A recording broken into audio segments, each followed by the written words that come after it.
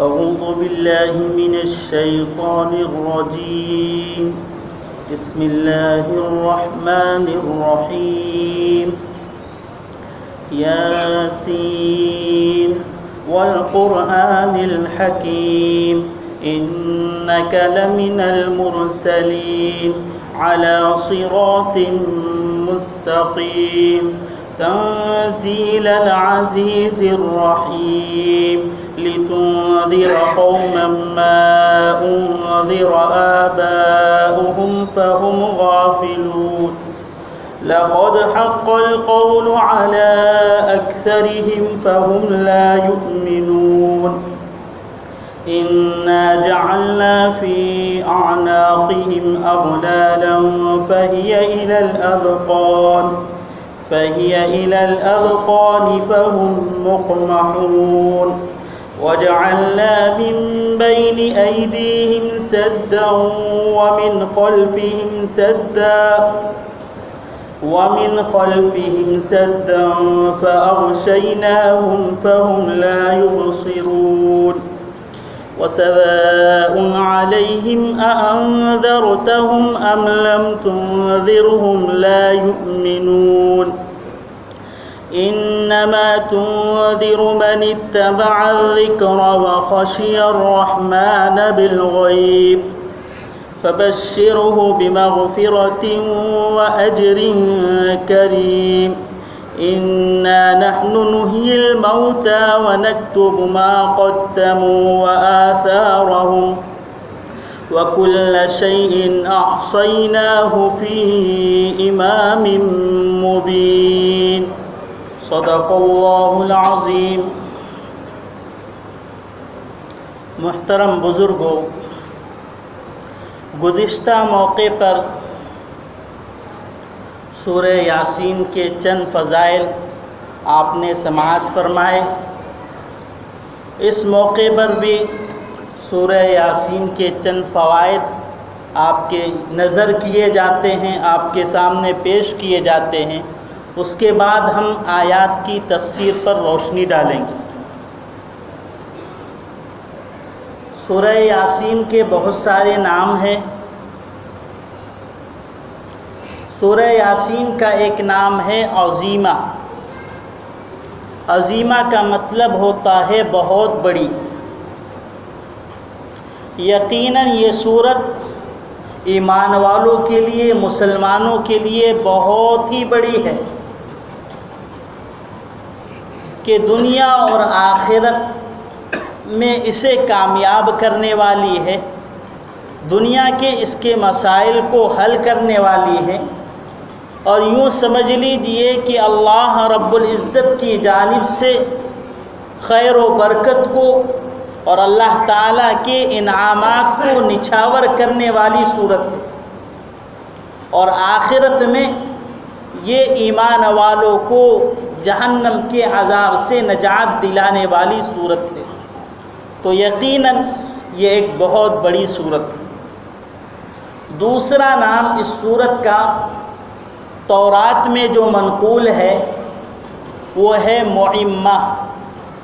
معمہ کا مطلب ہوتا ہے دنیا اور آخرت کے مسائل کو حل کرنے والی. یہ صورت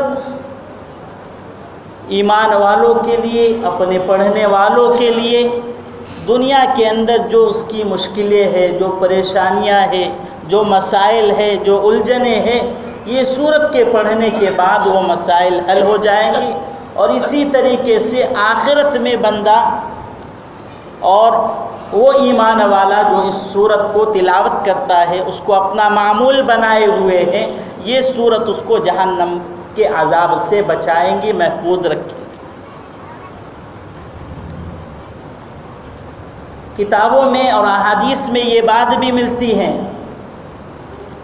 کہ سورہ یاسین کو پڑھنے والا شخص قیامت کے اندر کامیاب ہوگا. اور یہ سورت اپنے پڑھنے والوں کی شفاعت اور سفارش کریں گے. تذکرہ یوں ہے کہ قبیلہ ربیعہ جس قبیلے کے اندر بہت زیادہ لوگ تھے، ان کا تذکرہ کر کے یہ بات کہی گئی ہے کہ قبیلہ ربیعہ کے لوگوں سے زیادہ لوگوں کی قیامت کے دن یہ صورت شفاعت کرے گی۔ تو اس کو اپنا معمول بنا لے کہ قیامت کے دن یہ صورت ہماری سفارش کرے، اللہ کے حضور شفاعت کرے۔ اسی طریقے سے اس صورت کا ایک نام مدافعہ ہے کہ یہ اپنے پڑھنے والوں سے مصیبتوں کو، بلاؤں کو، آفتوں کو دور کرنے والی ہے۔ اسی طریقے سے اس صورت کا ایک نام قاضیہ ہے کہ یہ اپنے پڑھنے والوں کی حاجتوں کو، ان کے کاموں کو بنانے والی صورت ہے۔ حضرت علی رضی اللہ تعالی عنہ کا فرمان تو یہ ہے کہ انہوں نے اس سورہ یاسین کے 10 اہم فوائد بیان کیے۔ ان کا فرمان ہے کہ جو شخص سورہ یاسین کو تلاوت کرے، اگر کوئی شخص بھوکا ہے، بھوک کی حالت میں ہے، وہ اگر سورہ یاسین کو پڑھ لیتا ہے تو اس کو سیر نصیب ہوگا، یعنی اس کی بھوک مٹ جائے۔ دوسری بات یہ ارشاد فرمائی کہ اگر کوئی پیاسا شخص ہے اور وہ اس سورت کو پڑھ لیتا ہے، اللہ اس کو سیرابی نصیب فرمائے۔ تیسری بات یہ منقول ہے کہ جس شخص کے پاس پھٹا پرانا لباس ہو، اگر وہ اس نیت سے پڑھ لے کہ اس کو نیا لباس مل جائے تو اللہ تعالیٰ اس کو نیا لباس نصیب فرمائے۔ چوتھی بات حضرت علی رضی اللہ تعالیٰ عنہ نے جو فرمائی ہے وہ یہ ہے کہ یہ سورت اپنے پڑھنے والوں کے لیے، بعض مرتبہ یہ ہوتا ہے کہ کسی کا رشتہ نہیں ہو رہا ہے، لڑکا ہے، لڑکی ہے، رشتہ نہیں ہوتا ہے، آدمی پریشان ہوتا ہے، فرمایا کہ اس پریشانی کی حالت میں اگر وہ رشتے کے لیے اس سورہ یاسین کو پڑھے تو اللہ تعالیٰ نیک اور صالح رشتے کا انتظام فرمائے۔ پانچویں بات یہ فرمائی کہ اگر کوئی خوف کی حالت میں، ڈر کی حالت میں سورہ یاسین کو پڑھتا ہے، اللہ تعالیٰ اس کو امن اور عافیت نصیب فرماتا ہے۔ چھٹی بات یہ ارشاد فرمائی کہ اگر کوئی شخص قید ہو گیا ہے، قید کی حالت میں ہے، وہ رہائی چاہتا ہے، وہ سورہ یاسین کو پڑھ لے، اللہ اس کی برکت سے اس کو رہائی نصیب فرمائے۔ کسی کی اگر کوئی چیز گم ہو جاتی ہے، کوئی چیز کھو جاتی ہے، اگر وہ سورہ یاسین کو پڑھ لیتا ہے، اللہ اس کو وہ چیز عنایت فرماتے ہیں، یا پھر یہ کہ اس کے بدلے میں اس سے بہتر چیز اس کو نصیب ہوتی ہے۔ اسی طریقے سے اگر کوئی شخص مسافر ہے، سفر کی حالت میں وہ پڑھتا ہے، اللہ امن و عافیت کے ساتھ اس کو اپنی منزل تک پہنچاتے ہیں۔ اسی طریقے سے اگر کوئی شخص بیمار ہے، بیماری کی حالت میں پڑتا ہے، اللہ اس کو شفا اور صحت نصیب فرماتے ہیں۔ اور اسی طریقے سے اگر کوئی شخص مرض الوفات میں مبتلا ہے، آخری اوقات ہے، سکرات کا وقت ہے، اگر اس کے سراہنے سورہ یاسین تلاوت کی جاتی ہے، اللہ روح کے نکلنے میں آسانی فرماتے ہیں۔ تو یہ 10 فوائد حضرت علی رضی اللہ تعالیٰ عنہ نے فرمائے ہیں کہ یہ 10 فوائد اس کے پڑھنے والوں کو نصیب ہوتے ہیں۔ اور یہ تو بہت بڑی بڑی چیزیں ہیں، آدمی جو ہے پریشان رہتا ہے، اس لیے اس کو اپنا معمول بنا لیں۔ ایک روایت میں یہ بات ملتی ہے، حضرت اکرمہ رضی اللہ تعالیٰ عنہ فرماتے ہیں کہ نبی علیہ السلام جب اپنے گھر سے نکلتے مسجد حرام کے لیے تو آپ سورہ یاسین پڑھا کرتے تھے، اس لیے کہ راستے میں اور گھر کے ارد گرد وہ شریر اور وہ اوباش قسم کے نوجوان موجود ہوتے تھے کہ جو ہر وقت یہ فکر میں رہا کرتے تھے کہ نبی اپنے گھر سے نکلے اور ہم ان کو تکلیف دیں، ان کو ایذا پہنچائے۔ تو نبی علیہ السلام یہ سورت کو پڑھ کر نکلتے، وہ اپنی باتوں میں ہی لگے رہتے کہ نبی علیہ السلام جاتے حرم میں نماز پڑھتے، واپس آتے، ان کو پتہ ہی نہیں چلتا تھا کہ نبی کب گئے ہیں اور کب آئے ہیں، گویا کہ اللہ تعالیٰ ان کے آنکھوں پر پردہ ڈال دیتے تھے۔ تو یہ سورہ یاسین بہت اہم سورت ہے کہ دشمنوں سے آدمی محفوظ رہتا ہے۔ تو جو سورہ یاسین اگر پوری نہ پڑھ سکے تو اس کی جو آیت ہے وَجَعَلْنَا مِن بَيْنِ أَيْدِيهِمْ سَدًّا وَمِنْ خَلْفِهِمْ سَدًّا فَأَغْشَيْنَاهُمْ فَهُمْ لَا يُبْصِرُونَ، کم سے کم یہ آیت کو پڑھ، تاک عدد 3 مرتبہ 1 مرتبہ جیسا بھی موقع ہے اس کو پڑھ لے تاکہ ہم اپنے دشمنوں سے محفوظ رہیں۔ حضرت حکیم ترمذی رحمۃ اللہ علیہ جو حکیم بھی تھے اور ایک بہت بڑے محدث ہے، وہ فرماتے ہیں کہ اگر کوئی شخص اس بات کو محسوس کرے کہ وہ اپنے دل کے اندر قساوت محسوس کرتا ہے، سختی محسوس کرتا ہے کہ اعمال کے اندر دل نہیں لگ رہا ہے، شوق نہیں ہو رہا ہے اعمال کا، یا یہ کہ شریعت کے جو احکام ہیں وہ اس کی سمجھ میں نہیں آ رہے ہیں، یا شریعت کے احکام میں کچھ اشکالات پیدا ہو رہے ہیں، تو فرمایا کہ وہ جو ہے سورہ یاسین کو پڑھ لے، اس کے دل کی سخاوت، اس کے دل کی قساوت کو، سختی کو اللہ تعالیٰ دور فرمائیں گے۔ اور چونکہ حکیم تھے تو ایک نسخہ بھی انہوں نے بتلایا کہ کوئی پیالے میں لکھ کر جو ہے زعفران سے سورہ یاسین کو لکھ دے اور پانی سے گھول کر اس کو پی لے تو اس سے بھی قساوت قلب یعنی دل کی سختی دور ہو جائے گی۔ حضرت ابو ہریرہ رضی اللہ تعالیٰ عنہ کی ایک روایت ہے جس میں فرماتے ہیں کہ اللہ تعالیٰ نے حضرت آدم علیہ السلام کے پیدا کرنے سے 1000 سال پہلے سورہ یاسین کی تلاوت کی۔ جب فرشتوں نے سورہ یاسین اور سورہ طٰہٰ کو سنا تو خوشی سے جھوم اٹھے اور یہ کہنے لگے کہ کتنے خوش نصیب ہوں گے وہ لوگ اور وہ امتی جن پر یہ قرآن نازل ہوگا، اور کتنے خوش نصیب ہوں گی وہ زبانیں جن پر یہ قرآن جاری ہوگا، اور کتنے خوش نصیب ہوں گے وہ قلوب اور وہ دل اور وہ سینے جن میں یہ قرآن محفوظ ہوگا۔ اس لیے ہم جو ہے اس کی تلاوت کا معمول بنائیں۔ تو یہ مختصر سے فضائل تھے، اس لیے کہ فضائل سے رغبت ہوتی ہے عمل کی، اس لیے اس کو پیش کیا گیا۔ بہرحال اب ہم اصل تفسیر کی طرف جاتے ہیں۔ اللہ تعالیٰ نے اس سورت کو یاسین سے یعنی حروف مقطعات سے شروع کیا۔ کل حروف جو ہے حروف تہجی یہ 29 ہے، اور اگر حمزہ اور الف دونوں کو ایک پکڑ لیا جائے تو 28 حروف ہوتے ہیں، اور حروف مقطعات میں جو حروف استعمال ہوئے ہیں وہ 14 حروف ہیں۔ اس کو یاد رکھنے کی ایک آسان ترتیب ہے، اس لیے کہ الف سے یا تک تو سب کو یاد ہی ہے، صرف تھوڑا توجہ کریں گے ہم آسانی سے اس کو یاد رکھ سکیں گے۔ شروع کے جو حروف ہے الف سے لے کر زال تک یہ 9 حروف بنتے ہیں۔ ان 9 حروف میں اللہ تعالیٰ نے الف اور ہا کو لیا ہے۔ اس کے بعد کی جو 10 حروف ہے را سے لے کر غین تک، یہ 10 حروف میں سے اللہ تعالیٰ نے پہلے لفظ کو لیا یعنی را کو لیا اور زا کو چھوڑ دیا، صاد کو لیا ضاد کو چھوڑ دیا، طا کو لیا ظا کو چھوڑ دیا، عین کو لیا غین کو چھوڑ دیا۔ اس طریقے سے یہ 5 اور شروع کے 2 یہ 7 ہوئے۔ بعد کے جو 9 حروف ہے فا سے لے کر یا تک، اس میں سے اللہ تعالیٰ نے 2 لفظوں کو چھوڑا ہے، فا اور واو کو، اور باقی 7 حروف اللہ تعالیٰ نے لے لیے اور 2 حروف چھوڑ دیے۔ اس طریقے سے یہ حروف مقطعات 14 حروف ہوئے۔ تو یہ آسان ترتیب ہے اس کو یاد رکھنے کی۔ بہرحال پہلے بھی میں نے اس بات کا مذاکرہ کیا تھا کہ اصل حقیقی بات تو یہ ہے کہ ان حروف کے معنی اللہ اور اللہ کے رسول ہی جانتے ہیں۔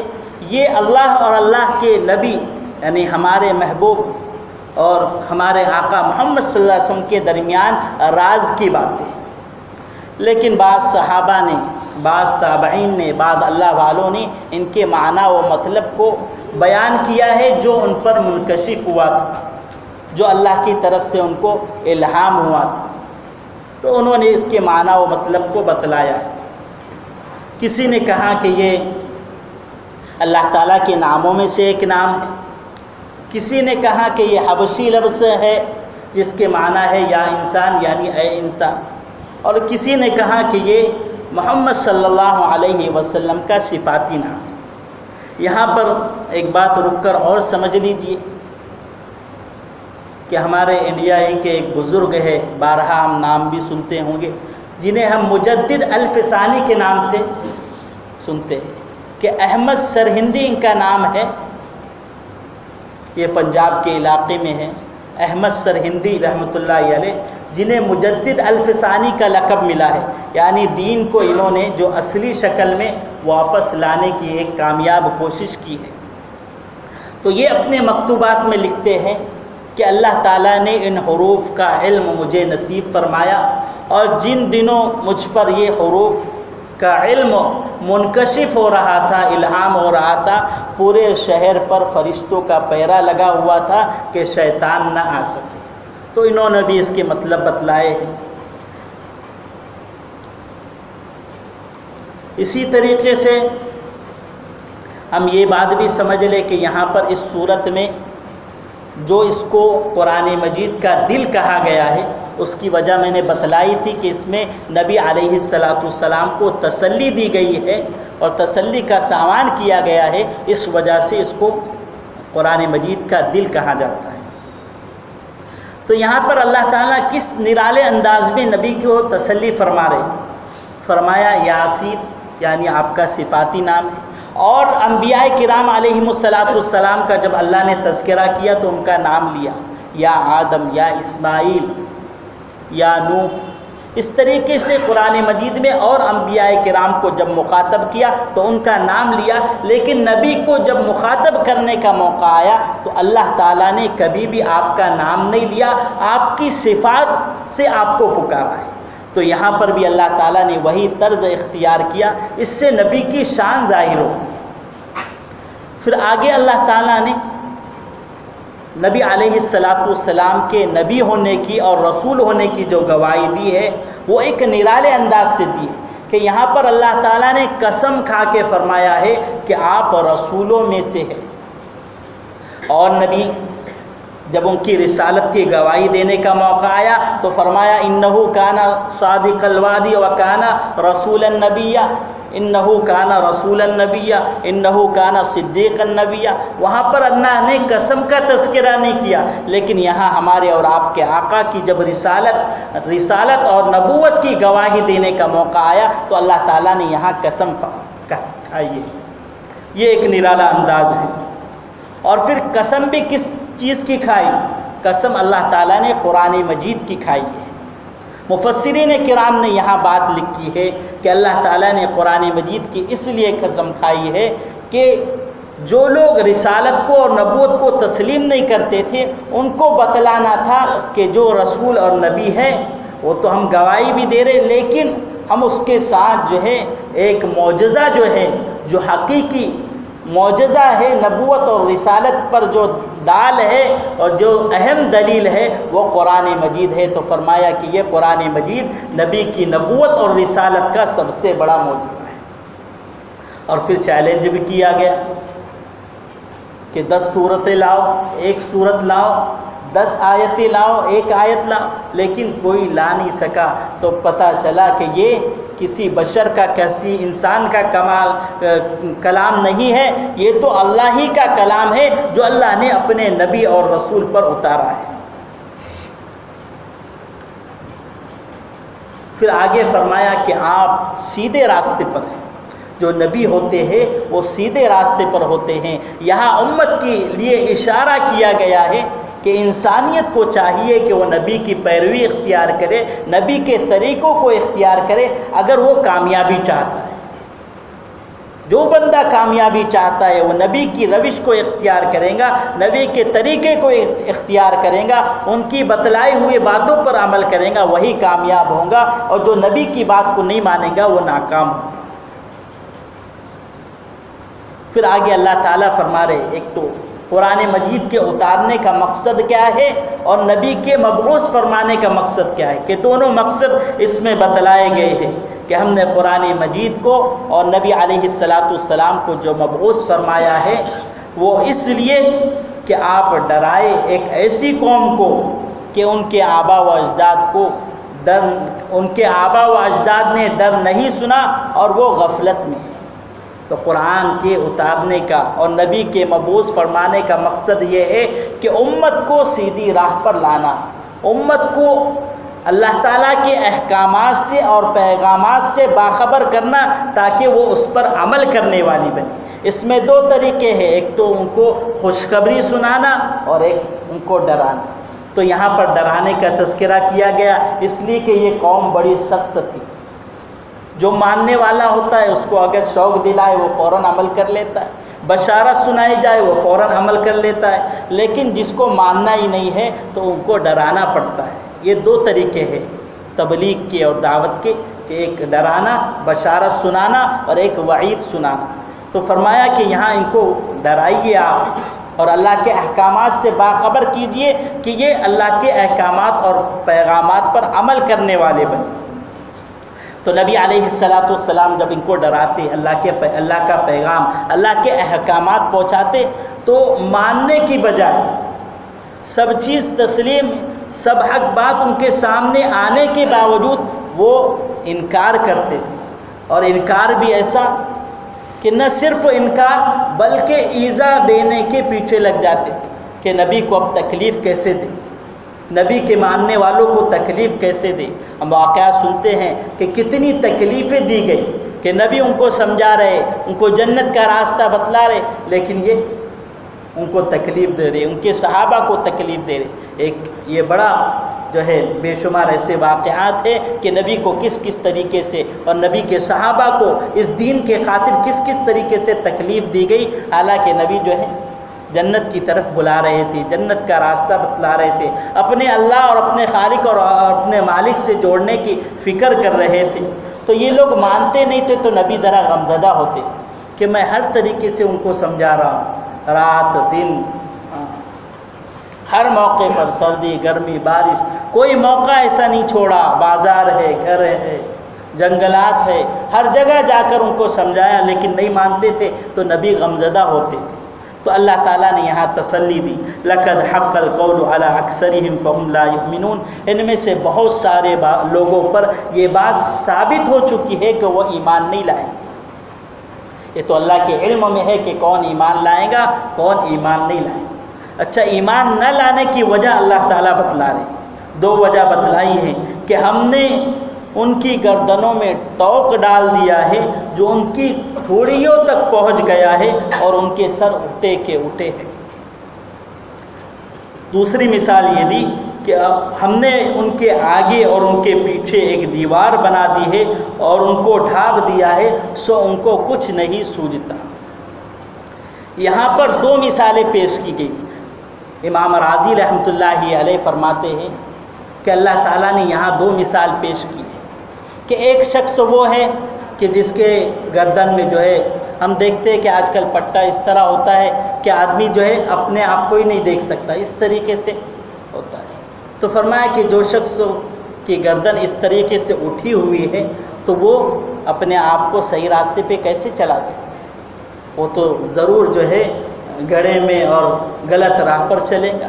اسی طریقے سے جس کے آدو بازو جو ہے دیواریں لگی ہو اور اس کو اوپر سے ڈھانک دیا گیا ہو، جسے اطراف کا نظر نہیں آ رہا ہو، تو وہ کیسے اپنے آپ کو سیدھے راستے پر چلائے؟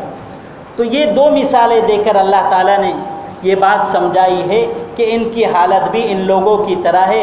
جیسے ان کو راستہ نظر نہیں آتا، ایسے ہی ان کو ایمان کا راستہ نظر نہیں آتا. اور یہ نہیں کہ اللہ نے حقیقت میں توق ڈال دیا ہے، بلکہ بات دراصل یہ ہے کہ انہوں نے کفر و عناد کے اندر اتنا آگے بڑھ گئے، اتنا آگے بڑھ گئے اور نبی سے اتنی دشمنی کر لی ہے کہ حق پر وہ کیسے جمیں گے.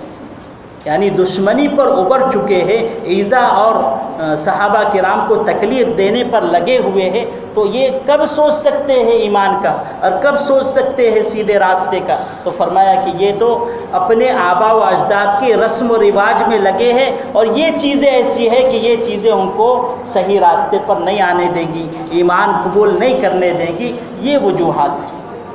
ایسا نہیں کہ اللہ نے روک لگا دی، بلکہ انہوں نے خود اپنے برے اعمال سے اپنے آپ کو ایمان سے محروم کر دیا ہے، صحیح راستے سے محروم کر دیا. پھر آگے فرمایا کہ اگر برابر ہے آپ ان کو ڈرائے یا نہ ڈرائے، وہ ایمان نہیں لائیں گے. ایک تو ان کو ڈرانا، وہ تو ایمان نہیں لانے والے، لیکن فرمایا گیا کہ جو دعوت دیتا ہے، بھلائی کی طرف بلاتا ہے، اس کے لیے تو اس میں ثواب ہے کہ وہ ڈراتے رہے. دائی کا کام یہ ہے کہ لوگوں کو حق بات کی تلقین کرے، چاہے کوئی مانے یا نہ مانے، اس کا کام تلقین کرنا ہے، اس پر اللہ تعالیٰ اس کو اجر نصیب فرمائے۔ دائی کو اور بھلائی کی طرف بلانے والے کو یہ نہیں دیکھنا چاہیے کہ کوئی مانتا ہے یا نہیں مانتا ہے، اس کو تو صرف یہ دیکھنا ہے کہ مجھے اللہ کے پیغام کو اور بھلائی کی طرف اور اللہ سے جوڑنے کے لیے اللہ کی مخلوق کو بلانا ہے۔ بہرحال آج یہیں تک رہنے دیتے ہیں، پر انشاءاللہ اگلے موقع پر آگے اس کی تفسیر، جو باتیں بتلائی گئی ہیں اللہ تعالیٰ عمل کی توفیق نصیب فرمائے۔ سبحان اللہ و بحمدہ، سبحانک اللہم و بحمدک، ونشہد ان لا الہ الا انت، نستغفرک و نتوب الیک۔ سبحان ربک رب العزت عما یصفون، وسلام علی المرسلین، والحمد للہ۔